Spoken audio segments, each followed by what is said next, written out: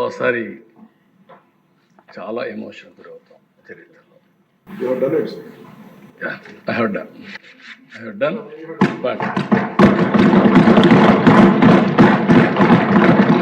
ఈరోజు ఈ అసెంబ్లీ సాక్షిగా కొన్ని అవకాశాలు వస్తూ ఉంటాయి. నాది కూడా ఒక సుదీర్ఘమైన రాజకీయ చరిత్ర. ముందుకు పోతున్నాం. ఎక్కడో పుట్టి ఒక మామూలు గ్రామంలో అందరి మారిగానే మా ఊర్లో అయితే 20 ఇళ్ళు ఉండేటివి. మా ఊరికి రోడ్డు కూడా లేదు.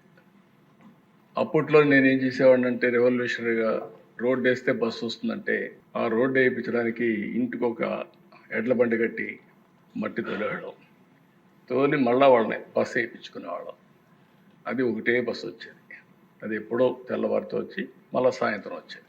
అలాంటి ఊర్లో పుట్టి సరే విద్యార్థి దశ నుంచి ఫైట్ చేసి అక్కడి నుంచి ఎదిగి అంచెలంచెలుగా ఈరోజు కొన్ని నిర్ణయాలు తీసుకొని, ఒక పక్క నిన్నే బిల్ గేట్స్తో మాట్లాడితే ఒక వండర్ఫుల్ ఎక్స్పీరియన్స్. 30 సంవత్సరాల కంటే ముందు ఏం జరిగిందో ఆయన చెప్పినప్పుడు గుర్తు చేసినప్పుడు ఒక సాటిస్ఫాక్షన్. ఇక్కడికి వచ్చినప్పుడు ఒక సామాజిక న్యాయానికి, వెనుకబడిన వర్గాల కోసం కానీ, షెడ్యూల్ కులాల కోసం కానీ, షెడ్యూల్ తెగల కోసం కానీ, మైనారిటీ వర్గాల కోసం ఎక్కడ పేదవాళ్ళు ఉంటే అక్కడ మనం ఉండాలనే ఉద్దేశంతో ఈ జర్నీ అంతా ప్రారంభించాం. సామాజిక న్యాయం చేశాం.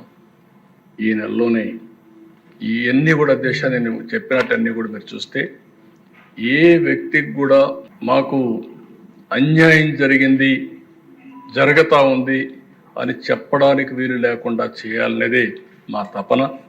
నా తపనకు సహకరించినటువంటి పవన్ కళ్యాణ్ గారికి, బీజేపీ కూడా మనస్ఫూర్తిగా ధన్యవాదాలు తెలియజేస్తున్నాను.